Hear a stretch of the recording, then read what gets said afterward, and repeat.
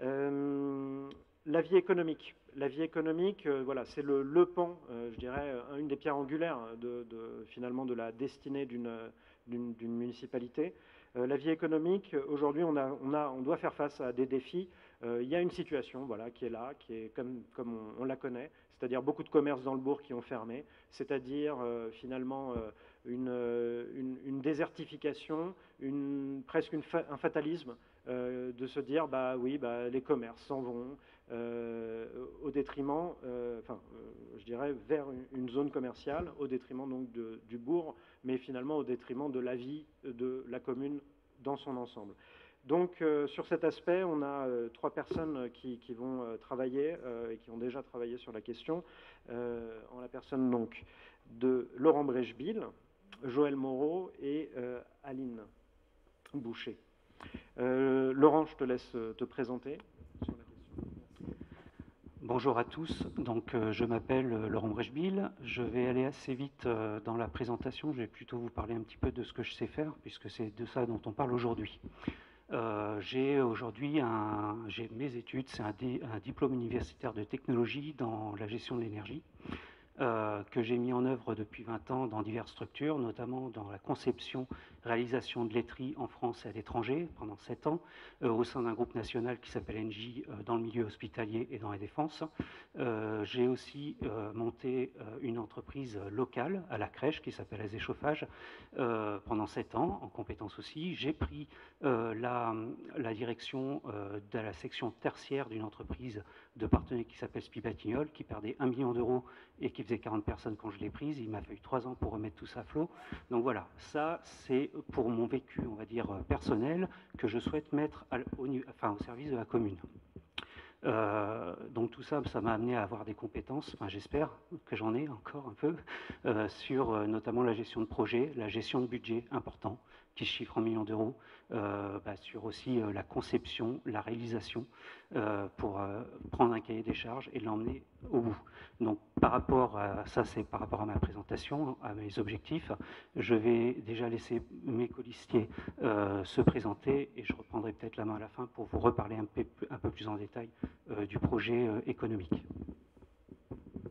Merci. Joël Moreau, j'habite le secteur de Chandonnier depuis 50 ans.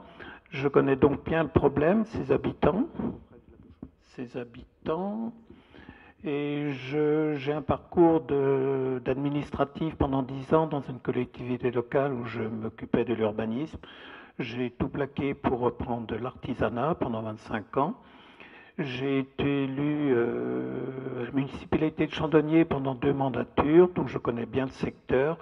J'aime bien l'urbanisme, ce qui permet d'améliorer le bâti, la vie économique, qui permet d'améliorer la vie de tous les habitants. Sans activité soutenue dans une commune, les habitants deviennent dormeurs et ne produisent plus aucune richesse. Donc je pense que le but, c'est d'animer au maximum l'activité économique. Je te passe là. Bonjour, moi je m'appelle Aline Boucher. Je vais ouvrir une mercerie donc là dans le bourg. Donc j'ai choisi d'intégrer le groupe pour essayer de redynamiser un peu le bourg qui, on a l'impression, s'endort. Donc voilà, c'est pour ça que j'ai choisi de venir dans le groupe.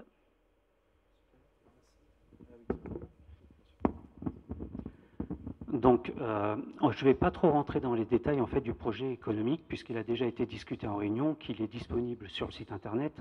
Je vais juste rappeler les 3-4 points importants du programme. En fait, c'est la revitalisation du bourg, c'est la mise en place d'une épicerie solidaire, c'est le soutien aux agriculteurs. Aujourd'hui, c'est la pierre angulaire. Je veux dire, on est une commune rurale. L'agriculture fait partie de notre économie et ça devrait être normalement notre première source d'emploi et de revenus. Ce n'est pas le cas. Voilà. Donc voilà, aujourd'hui, ça c'est les moyens, ce qu'on voudrait mettre en place, ça c'est la chose.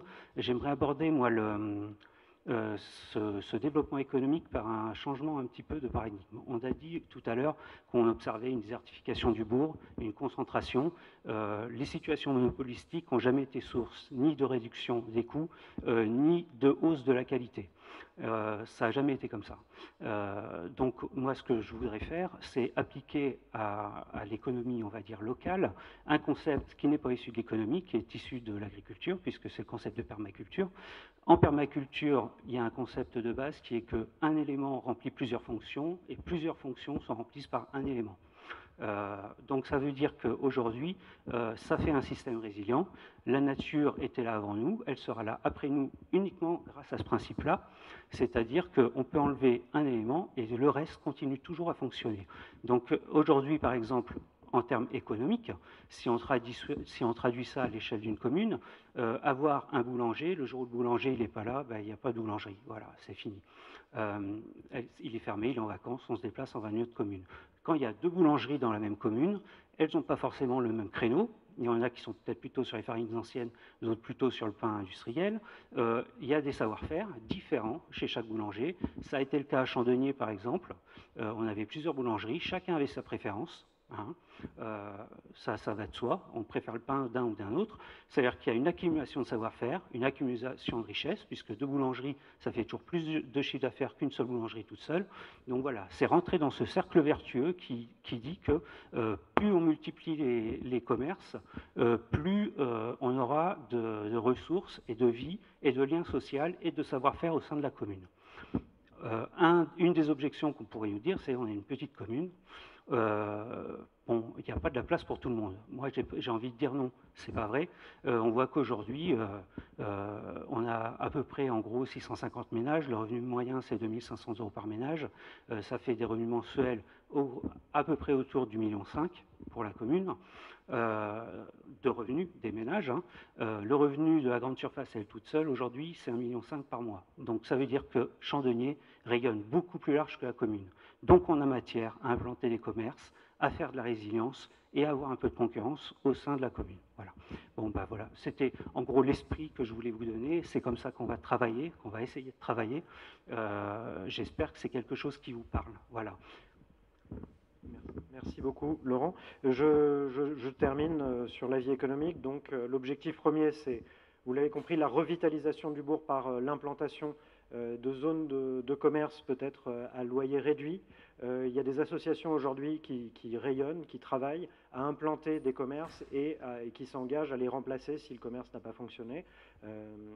On a aujourd'hui beaucoup d'actions en faveur de la réimplantation de commerce en milieu rural et c'est là-dessus qu'on souhaite avancer, notamment pour lever des subventions, pour sanctuariser des zones de commerce, notamment autour de la place du Champ de Foire. On a discuté également de la revitalisation, pas uniquement du bourg, mais des hameaux, parce qu'en réalité, il n'y a pas que le bourg. Les hameaux, on a parlé de commerce itinérant, on a parlé de mise en place de différentes, je dirais, trajectoires pour permettre à tous, sur toute la commune, d'avoir un même niveau de service, un même niveau d'accès à ce qui est le plus important pour nous, d'abord, notre alimentation. Développement des réseaux de circuits courts, ça veut dire soutenir bien évidemment le marché qui a été très bien développé par la municipalité actuelle. On souhaite bien évidemment le poursuivre, qu'il se développe, qu'il attire de plus en plus de clientèle, de la commune, mais évidemment des autres communes. Et nous souhaitons également développer un marché hebdomadaire de producteurs locaux, place du Paradis, en soirée, qui pourrait être un lieu de rencontre et en même temps un petit raccord dans la semaine sur des légumes des producteurs locaux. Voilà, et tout ça dans un plan plus global, on en parle sur le site internet, mais le projet alimentaire territorial de Chandonnier, sur un plan plus global, que ces marchands, ces producteurs qui viennent sur le marché puissent déposer dans l'épicerie pendant une semaine et que les stocks, voilà, quand ils viennent, le camion chargé, ils repartent à vide parce qu'ils ont vendu sur le marché et ils vendent dans l'épicerie. Voilà, par exemple, l'économie circulaire qu'on souhaite mettre en place à ce niveau-là. Je vous remercie pour cet aspect. Effectivement, la vie économique au niveau national, et on peut le voir au niveau de la commune, au niveau national, c'est très compliqué. Il y a une zone de danger à ne pas franchir qui est que les zones commerciales s'étendent de plus en plus, se développent. C'est-à-dire qu'autour d'une zone commerciale, on a des bâtiments qui se construisent. Donc le nombre de surfaces commerciales reste stable, mais la surface augmente.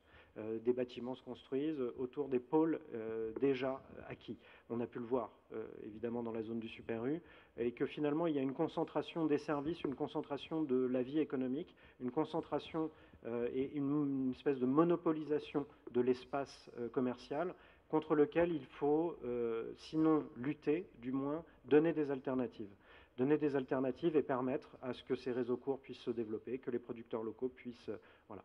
Je suis pour la prospérité de tous, de toutes les entreprises, mais pas au détriment du bien commun, pas dans le but d'un intérêt personnel et d'intérêt foncier pur et dur. Le plus important, c'est que ça rayonne pour tous. Voilà pour la vie économique.